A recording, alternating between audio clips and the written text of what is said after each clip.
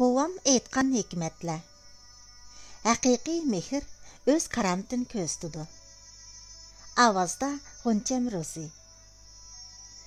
İki kishi bir balani mening balam deb talishib qapti. Axiri bu dava podshoning oldiga ketdi.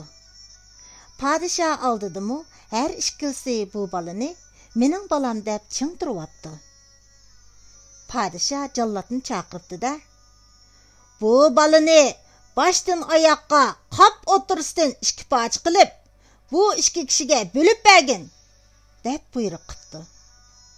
Buni anglagan da'vogarning biri o'zini qo'ydigan joy topolmay, atrofdan panoh tilab, ko'z yoshlarini oqqizib turib, "Ulug' podshoy olam, men bu baladan kechdim.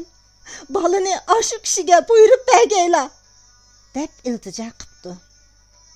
Podsho baladan voz kechdim degan mushu kishiga buyuribdi-da, yana bir da'vogarni zindonga mahkum qildi. Bu ishdan keyin vazirlardan biri podshodan bundaq hukm qilishning sababini so'ragan ekan, podsho: "Balani ikki parcha qilishga hukm qilganimda, balaning haqiqiy dadisi dadalik mehrini ifodaldi. Balaning o'lib ketishiga chidayolmadi. U balasining hayot qilish uchun baladan ketishni loyiq topdi. Bu hol rostchilik bilan yolg'onchilikning dalili bo'lib qoldi. Bu mening oxirgi hukmimga asos bo'ldi", deb javob beribdi.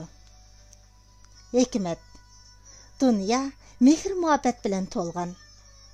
Shundaqla mehr-muhabbatga xiyonat qilganlar bilan to'lgan.